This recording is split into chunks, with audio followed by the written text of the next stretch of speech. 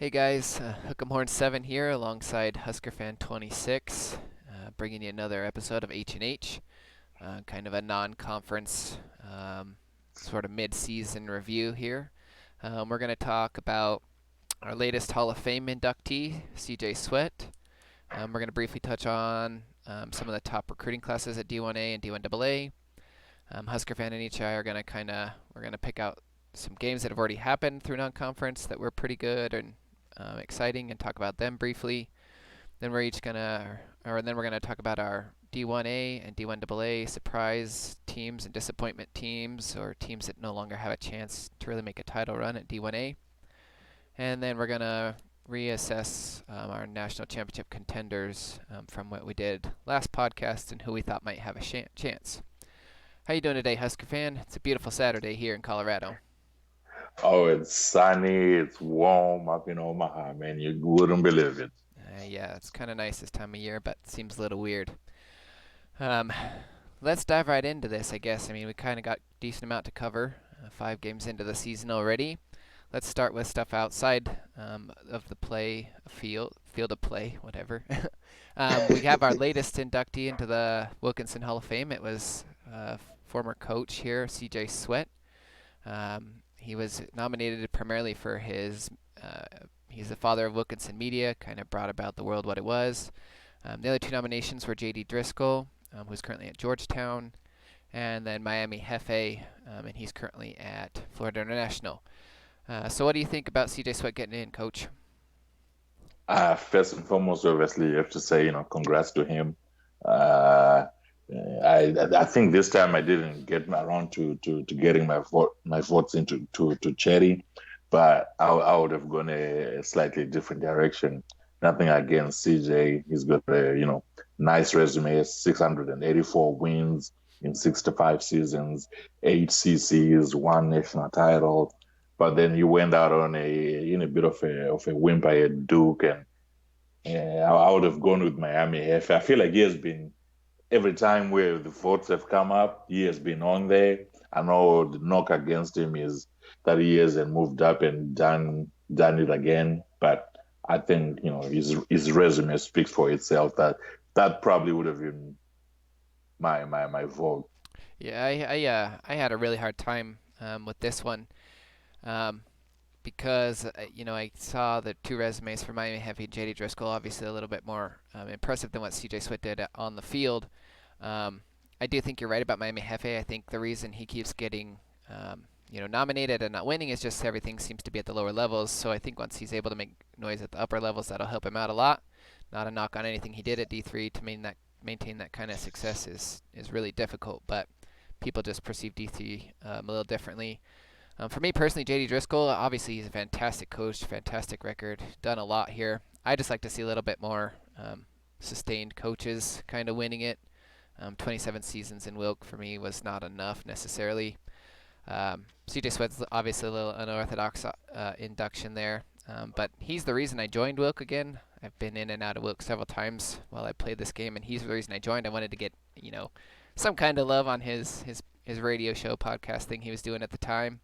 And his podcast is also kind of what inspired me to start the first website, which is called Wilkinson Weekly, when I had the Just a Guy account going. So I personally like the CJ Sweat nomination. He's what I went for. I think everything he did to, bring people and other media content to the world is just, I mean, second to none. No other world really has rivaled Wilkinson in quite some time. So I like it. Oh no, it's fine by me, but I would have thought of the three of them, probably JD Driscoll would have been one, Miami Heifer two, and then CJ three. If we are looking at just solely looking at the results on the field, Yeah, fair with enough. yeah, They've all done pretty good in their own way. This yep, is a tough one this year for sure, or this yep, time for sure. yep. Let's touch real quick on the top recruiting classes that we had coming in. And you want to start at D1A or D1AA? Right. I have more notes on D1A that Okay. I just jotted down earlier. And Penn State, surprise, surprise, they came in with the number one recruiting class. They are in a prime location. and they can throw their weight around to try and get good talent to come down to Penn State. They managed to not only managed to pull in number one running back, number two corner, number four quarterback with a 90 game instinct, 53 work ethic, and as a freshman is the 81st quarterback in the world. He's 81st position rank right now, and he's just a freshman. So if the young man has potential with his work ethic and he develops, I would say by his junior year, he's probably going to be top 10 quarterback in the country. And I would expect that, not only will keep getting talent in around him and probably make a run for the national title sometime here in the near future. And then coming in at number two was Notre Dame. And this is the second season for Kensei.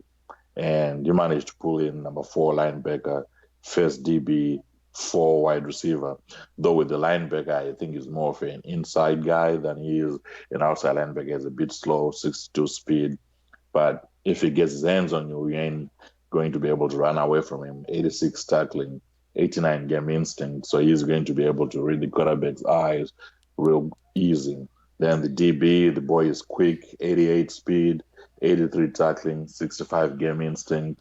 So fully expect his defense to be upgraded with just those two guys landing on campus in South Bend. And then rounding out, the top three at Ohio State. He had a relatively small class, but he still managed to pull in the third best class, second straight top five class for him. He pulled in the number three running back, number three DB, the running back, quick enough, strong. Is going to be a problem coming out of the backfield with 73 hands, and then the DB, only 82 speed, but he's a freshman, 6'9" tackling, a bit low, 72 game instinct. I would expect him to be able to make plays on balls, be it, picks or deflections, whatever you want, you'll be able to do it with that game instinct. It was pretty impressive to see what the Big Ten managed to do in recruiting. I'm surprised that they all managed to pull in great classes with their close proximity. I would have expected them to just sort of devour each other and cost each other recruits, but somehow they managed to figure things out and stay out of each other's way. Yeah, the Big Ten's little interesting at times. I'm over at Notre Dame and Leahy, and what I've kind of noticed is it's not necessarily if I mean kind of the teams kind of stay go away from each other. So like Michigan, hits who they can in Michigan, doesn't try to go into Illinois, Indiana, Ohio a whole lot. If Ohio State goes east instead of going west toward Indiana and Michigan, if Notre Dame goes south. If those elites kind of branch out the ways there aren't other conference teams, there is plenty of talent around. But yeah, to see four out of the top five being all the Big Ten elites, like that's just crazy. And I think like I saw Penn State, they didn't have a guy ranked higher than 35th on their recruiting class. Notre Dame's lowest, he had a couple that were 50 or higher, a couple DBs and a linebacker. And then, Ohio State's class is interesting. It seems like very high and very low because he's got those four studs that are all four stars, and then, linebacker and the QB are okay, top 20, but then the 108th offensive lineman, 44th wide receiver, 44th tight end. So it's obviously with a small class like that, you're not going to have the funds to compete with people. So you're going to have to kind of get your studs and take just some developmental guys. So I think they all did pretty good at getting what they needed to do there. So kind of interesting. And D1AA, did you touch on those guys? I just pulled those guys up. Coming in first place, JD Driscoll. Like he moved to Georgetown, and once he got there, it seems as if he hadn't lost his touch. He's still pulling in great classes. Since he got to Georgetown, top two classes every season. This time around, he moved up from number two to number one. And looking at this class here, 5 stars, 4 stars, everywhere, every position that he recruited, he has himself a stud. Number two quarterback, 6 DB, 2 DB, 6 linebacker, 4 linebacker, 11 RB, Yeah. 5 wide receiver. Like it's just stud after stud.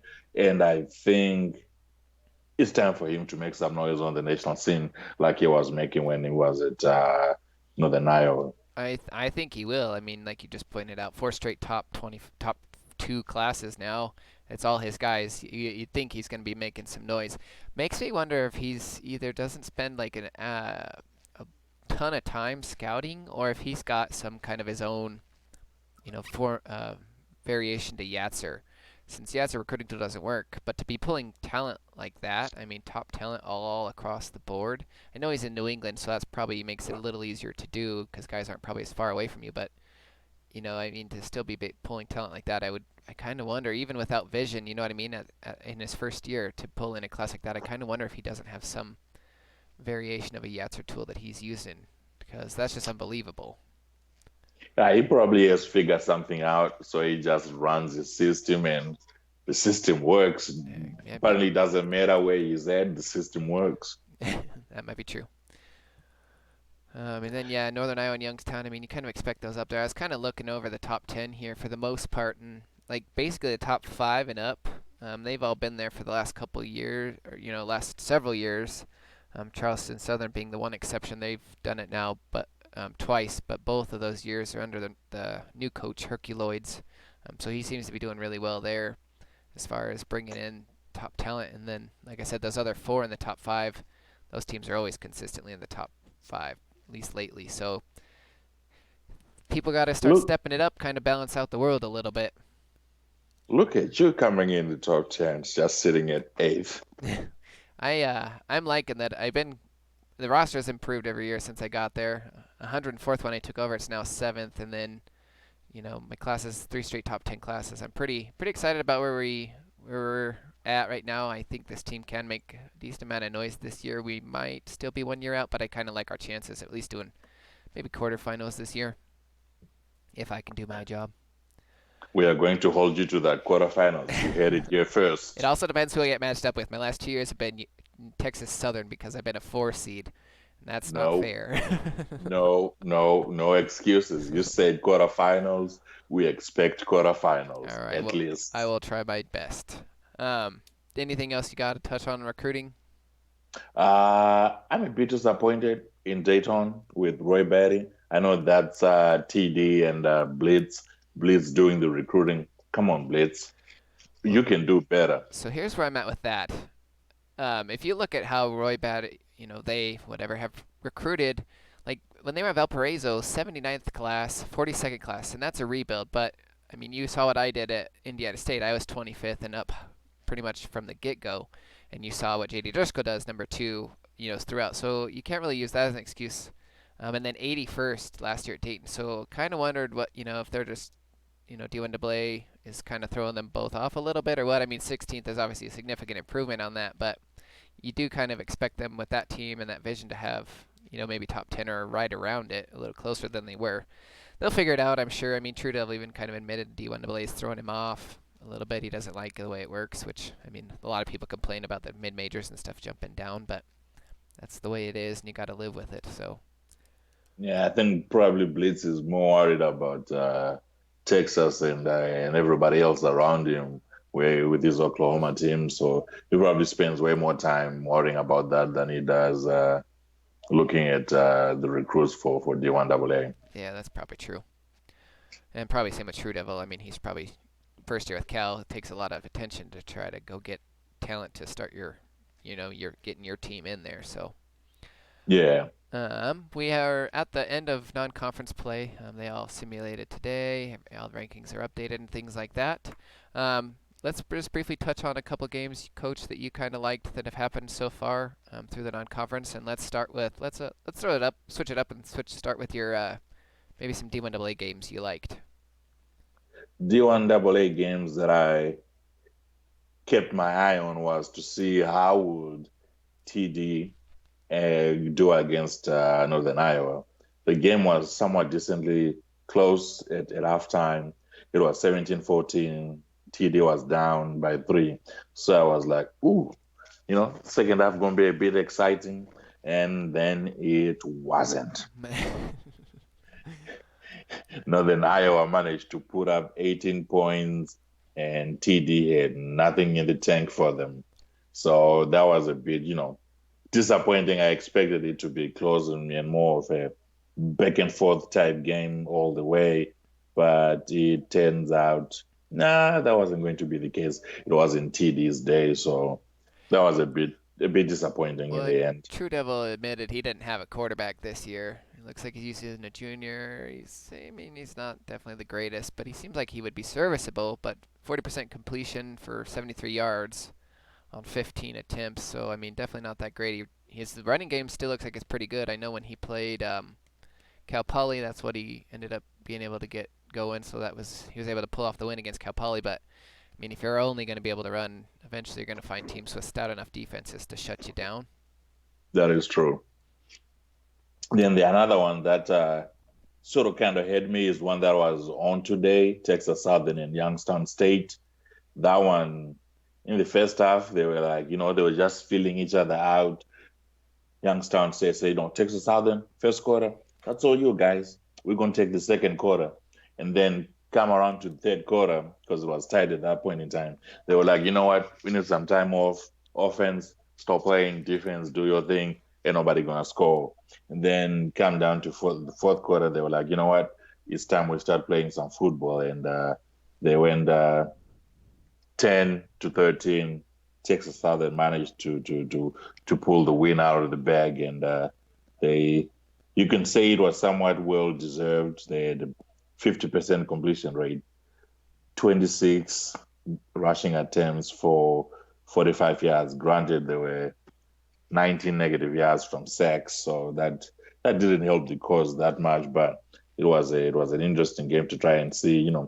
Texas Southern, you always expect much from them. Same thing with Youngstown State, and it turned out to be a decent game after all. Yeah, yeah. Well, it's what's interesting there, like you said on the fourth quarter, how it was 10 unanswered by Youngstown, then 10 unanswered with Texas Southern, and Texas Southern scored their 10 points within the last 2 minutes. Like Youngstown, especially a 7 point lead, is probably like, okay, we can hold it, they might score, and then we can at least go down and get a field goal to win it.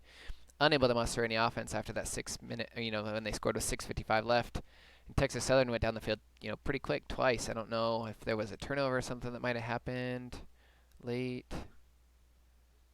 Texas Southern threw a pick, and then Youngstown up by 7. Then they scored. Yeah, it was just a 3 and out, and then Youngstown State got the ball right around midfield and went back down, and or Texas Southern got the ball around midfield and went down and scored again. So interesting finish to that one. Do you have any more that you looked at, or Well, there's one here which, on paper, you would think it would be closer than it actually was in terms of the total, in terms of the points. So both teams had a total of 380 yards. Time of possession somewhat evenly split. What do you think was the margin of victory? if it's pretty even? I would have said probably at most 10. And you are absolutely right. Charleston Southern managed to put up 23 and hold Sam Houston State to only 13. These guys, if you look at the stats, 20 first downs for both teams, somewhat close enough in terms of their third down efficiency. But on fourth down, I think that somebody got an extra, tried to go for it a little bit one too many times, didn't work out well. Total yards about the same, and then time of possession about the same. I would have thought that the game would have been a bit closer than 10 points. I would have expected maybe three or maybe even a point or even to go to overtime, but it was not today. Yeah, there wasn't even a special teams touchdown. It doesn't look like. So yeah, it's pretty dead even. You're right on. That's interesting. Even time of possession separated by, I mean, just about a minute. But they got 5 more rushing attempts, and that trend really kind of offsets it a little bit. But definitely another good game there, all the way through. For me, you know, Texas Southern, I almost wanted to put just about all their human games in there. But I thought the week 1 game against Villanova, I thought that was pretty interesting. Texas Southern ended up losing that by 5.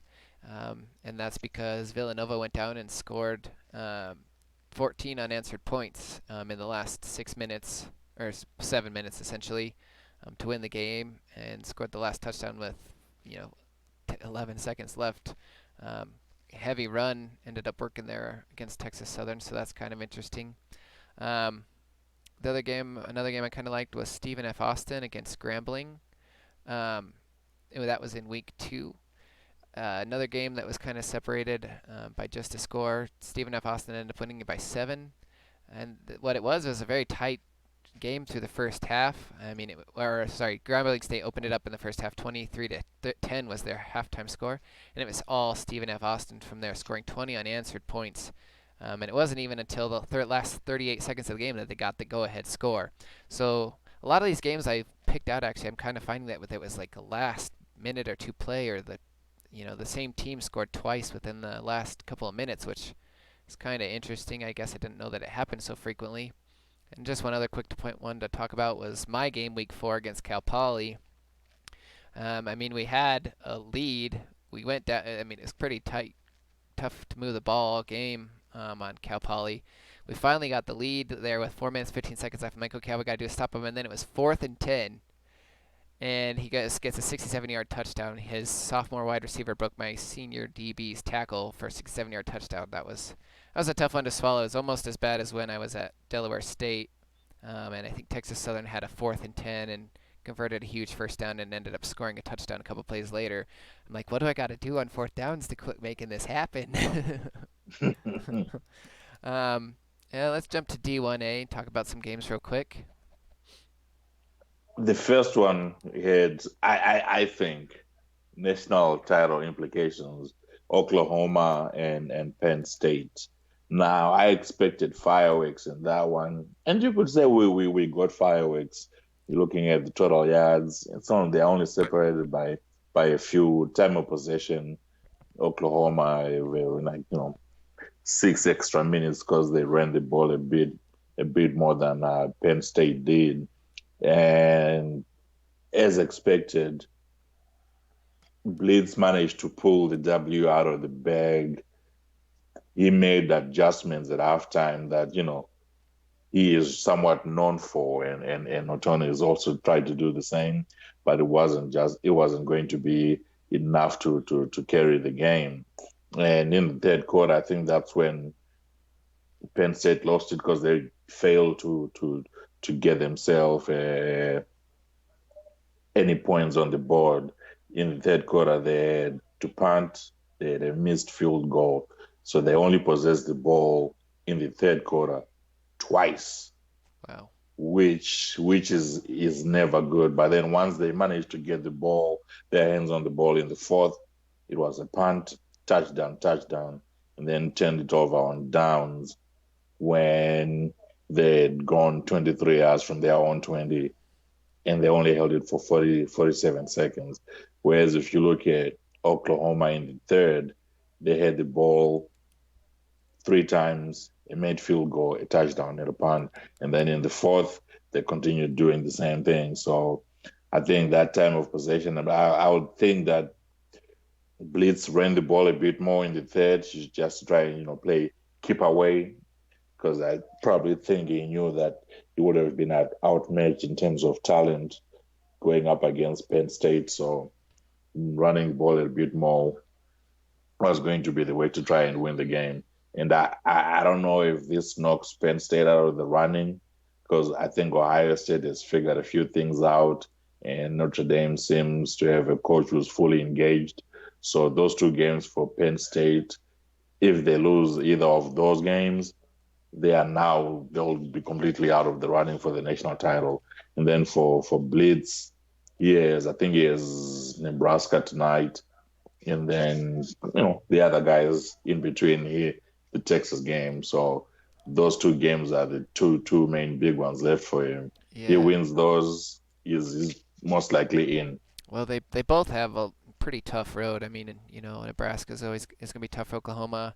Missouri can be sneaky good. We'll see what Condon can do at Tech. And then Texas obviously is going to be a big one. And A&M's, kind of pesky in there, and they're undefeated at number 8. And for Penn State, I mean, I think for them to go through what they have to go through without at least getting one more loss, I think is going to be extremely difficult. I say if they do it, they're probably in the national championship still, because Blitz will finish strong, so their one loss will be to a top team, and then what they have to go through, they're gonna have a top strength of schedule, but they have to win out.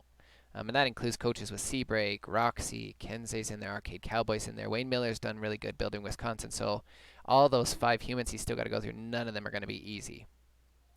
No, not at all. All right, who else did you look at?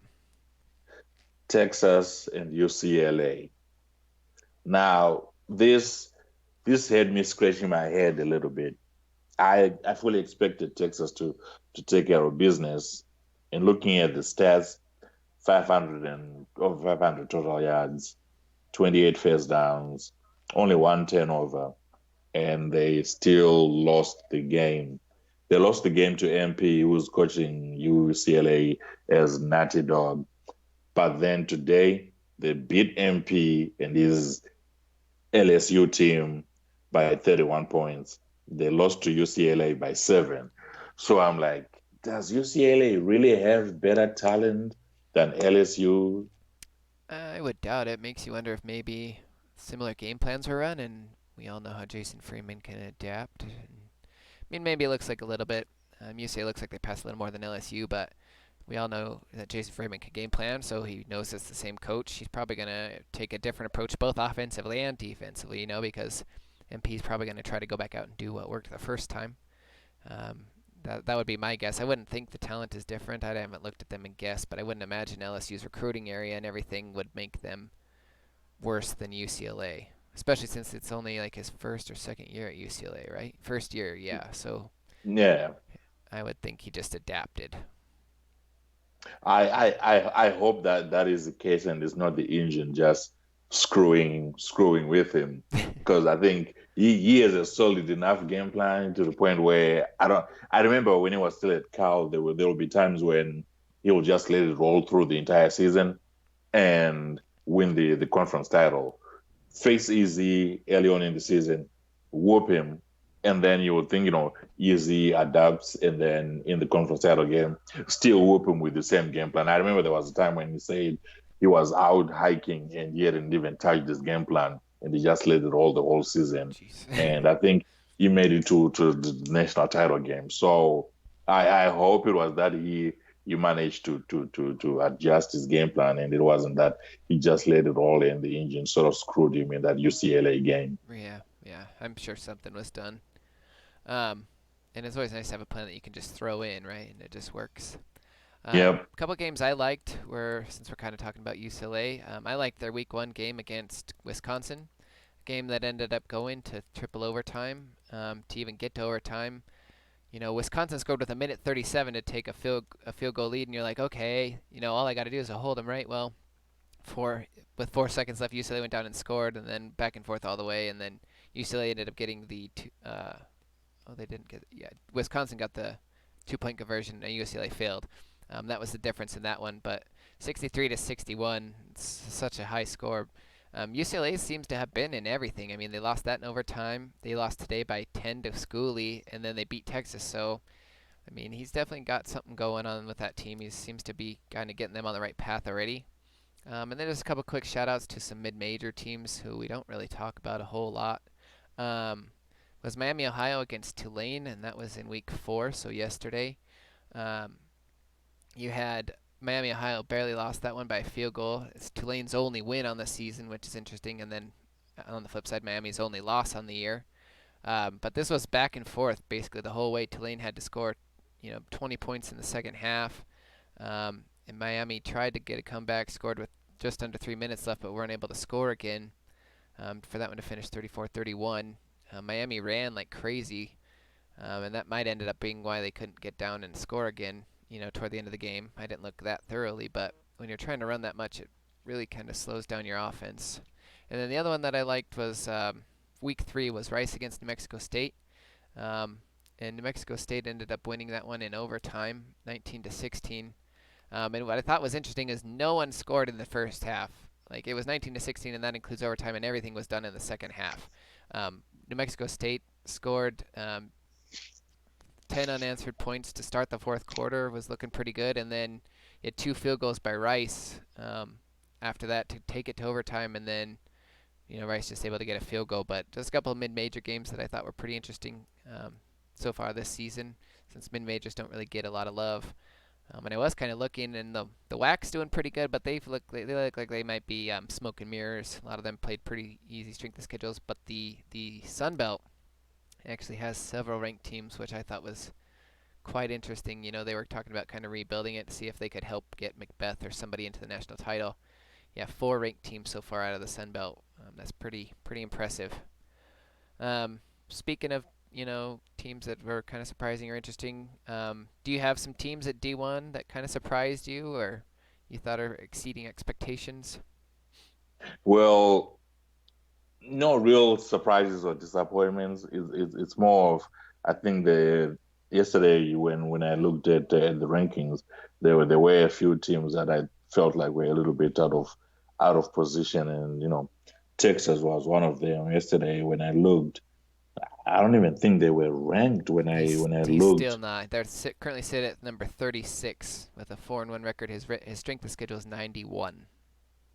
I think once conference play starts going and people play games, he will probably end up moving up a little bit because in a way Texas is finishing and unranked. Right. Like you'll face enough humans to the point where you'll start moving up and you'll win enough games. LSU will win games that will help him. Same thing, excuse me. Same thing with UCLA, West Virginia. That's going to hurt. The two Sims, those are going to hurt. Colorado, that's going to help. Same thing with Iowa State. Cron is always a tough one, so it's going to probably help him a lot. Then if he gets by Blitz in that second to last game, he's going to be somewhere in the teens, I would assume. And Oklahoma State, I they fell today after their loss to Alabama. They fell from 15 to 18. I expect them to fall again. I thought they were too somewhat too high to be ranked. And then I want to apologize to Rutgers and Paul. He told me he's going back. Well, he told us that he's going back to the national championship. And I said, your strength of schedule is going to hurt you. And what do I know? Yesterday he was number one. Today he just dropped back slightly. But looking at his schedule, I would bet money that he's going to probably win out and most likely go back to the national title game. So, Paul, I apologize for doubting you. Yeah, the Rutgers team looks tough again. The Big East, maybe except for a couple teams, doesn't look like what it looks used to be. So he's really only going to get help, I would think from Temple, Yukon, maybe DePaul if Vikesville can kind of figure it out.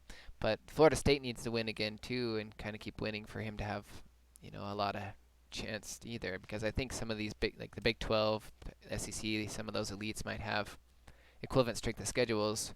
Um, and so it's going to require Rutgers to go out, which I agree. I do think they will go undefeated through the season. But they're going to need some help to keep that SOS up at Phil. It's clear. Clear down at 28 now, and he fell 4 spots. So, but it's still early. I mean, the polls are always skewed at the beginning anyway. For Yeah. me, a couple of teams that I thought were surprising were Navy. They come in at 4-1. They've gone through two humans. They're 1-1 in those against those teams, but they played both of them close, and both of them are against great coaches. I know they played and beat Washington, which is Lions fan, and then I'm trying to remember who else they played. It's Sestor. Though they lost today to barely to Wiki at Texas A&M. Oh, and that was their other human. So, I mean, they won in 3 overtimes against Lions fan, and then barely lost to Wiki. So they're hanging around. And Navy's one of those teams I called out and said they got to make some noise. So they look like they could. The rest of the Sun Belt doesn't look all that tough, so I'd expect them to win out the rest of the way. And the other one was Colorado. Just because they're 5-0, and I'm pretty sure they've gone through all humans so far. They currently sit at number 2, and undefeated. Yeah, well, they played 3 humans, but none of them been close. It's not that the greatest of opponents so far. Trail was still looking like he's kind of rebuilding Vandy. Arizona State's coach is still fairly new, and Colorado State is a full rebuild, but he's just knocking the socks off of people. Um, any teams you think are, you perceive them as a disappointment or not meeting expectations?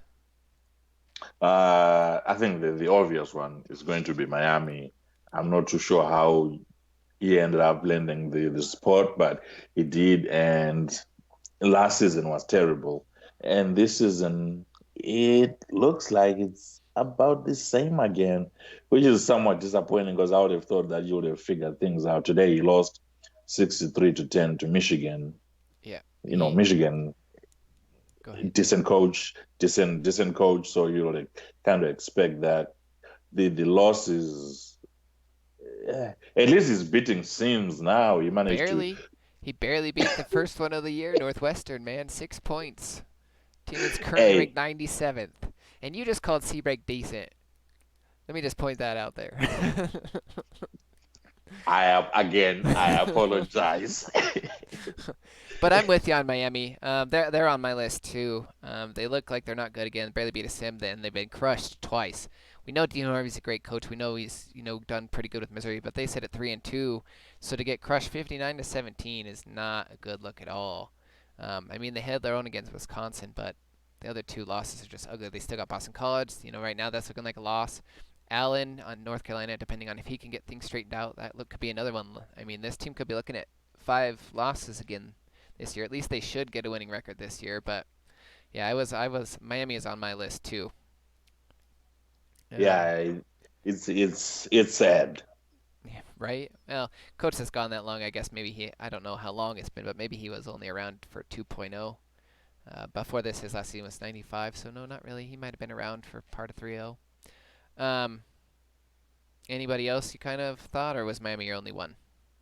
I mean, Miami is the one that jumps out at you, and you just have Right. to kind of point it out. And I don't know if Jen is fully engaged over at Syracuse, but Yeah, I did I kind of notice that too. Syracuse, I mean, I feel kind of bad because I feel like I'm the one who maybe kind of brought them down.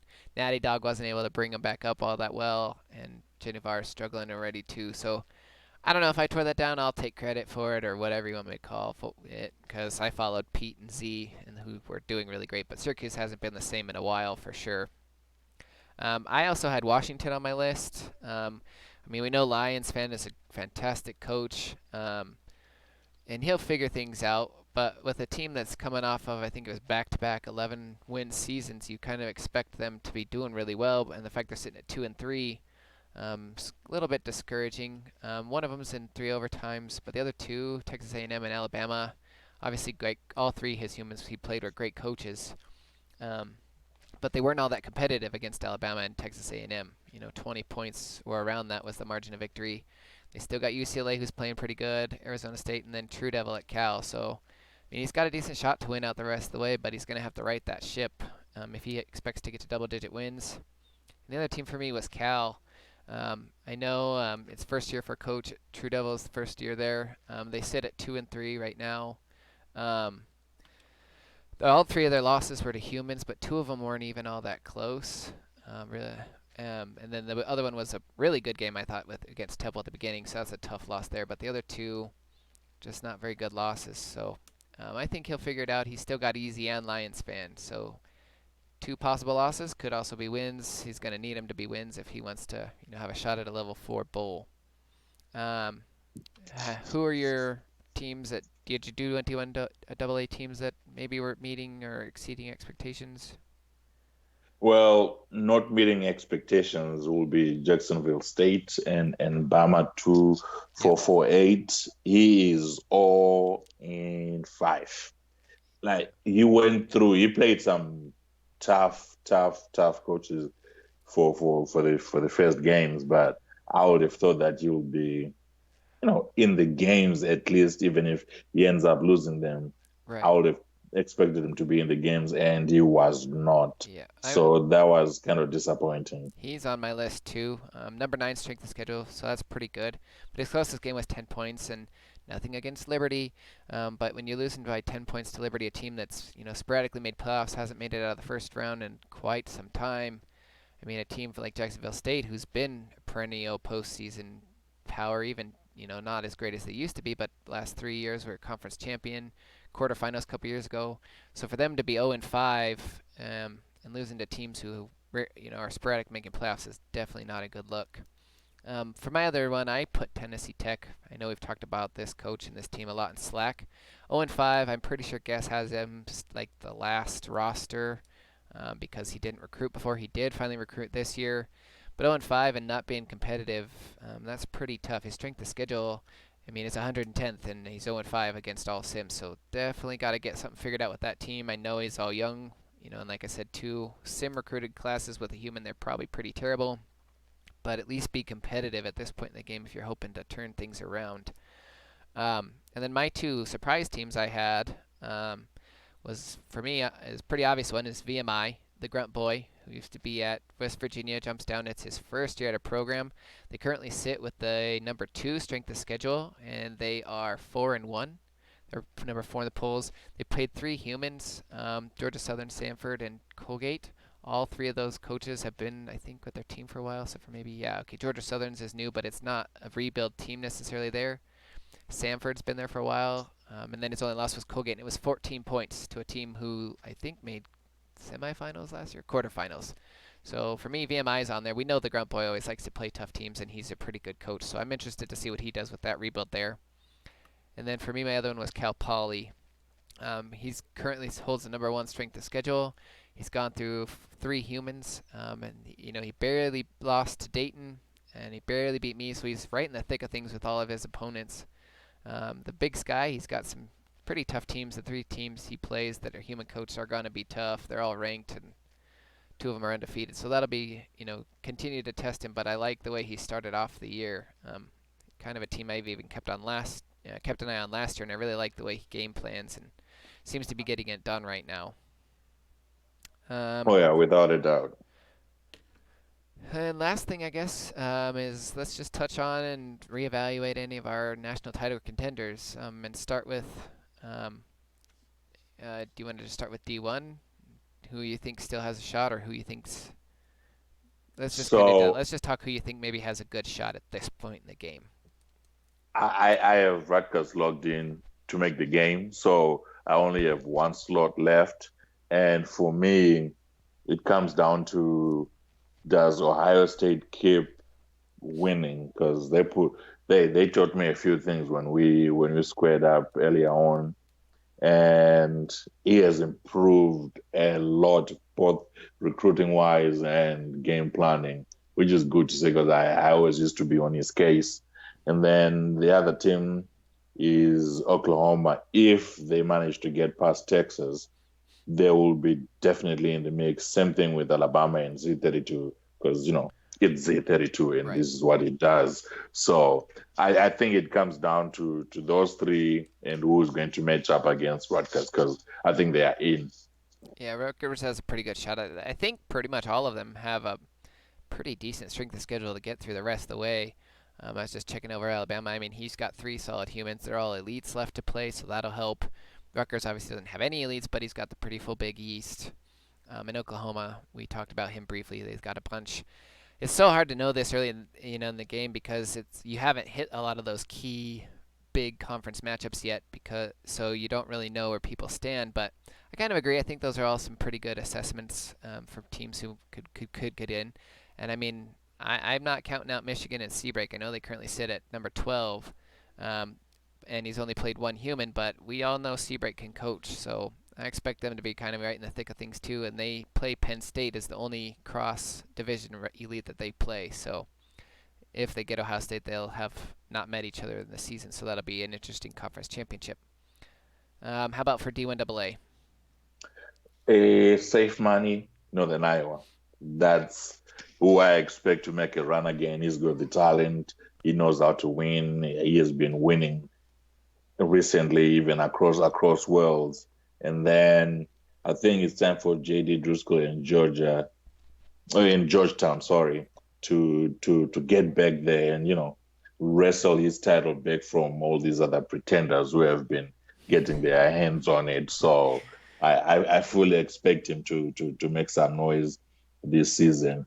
And Schoolie and St. Mary's, I think they get back into it, make some noise, and see who they are matched up against and who they are about to put a whooping on. Right. Yeah. So what I did with the UNAA is I took the ones that I had talked about kind of last podcast as my title contenders and broke down kind of where I thought they were and what they needed to do. So UNI comes in 4-1. Their one loss was week 3, a close one against Texas Southern. Then they had a big win today, as we talked about, against Dayton. They have 3 more humans, and the big asterisk for me is week 8 against Stearns. Jay Hunters and Stearns just played in the Rockney National Championship. Stearns just won it. These two guys play each other tough every year. If they both win the division, they meet in the conference championship. They played each other a lot, so I think that Week 8 game against Youngstown is going to be pivotal, and it will be a big determining factor in seeding. And obviously, if they both win the division for the conference championship. Georgetown for me, I mean, they're real quick. They only play Sims, so obviously going to be a big 13-0. Probably going to find themselves in a top seed. Honestly, looking at the roster, probably one of my favorites to win it as well, if not the favorite, honestly, for me, just because of what he's been able to do and what he can do. Texas Southern I had on there. They currently sit at 4-1. Their one loss was a close loss, week 1, where they gave up 14 unanswered points at the end. I touched on it. Mike C's a great coach. I think he'll still hang around. And they have 2 close wins against Youngstown State and Northern Iowa. So 2 other national title contenders they have already beaten. So that'll be interesting to see how they finish out. The SWAC is just one division pretty much. The Sims on the other side, so I see them winning out the rest of the way. And then St. Mary's, 5-0. They've only played Sims, and they have 2 humans left. So their SOS is kind of going to struggle a little bit like Georgetown. But so as at least St. Mary's, 2 human opponents are both pretty good. So that'll help boost them a little bit. But I think all those national title contenders still have a really good shot, and I don't see, honestly, they could be the Final Four if they play and coach correctly and do well and don't get matched up against each other. Any other last words or anything else you wanted to touch on today, Husker fan? Ah, nothing I can think of off the top of my head right now, but oh yes, I have something real quick. Uh, Z32 and Bama, it's always good to let others win every now and again. I'm just saying when we meet later on, in a few days, just this time, just this time, I don't know that just C lets anybody ever win. just let me get this one win, and then you can whoop me the rest of the games that we are going to play. All right. Well, it should be interesting. Non-conference portion done now. As they say, the real season begins. Good luck to everybody out there in their conference play and looking as they to compete for conference championships. And we might try to get one more regular season podcast or show in. Otherwise, we'll be back with our postseason one, at some point. Otherwise, everyone have a good day and good luck.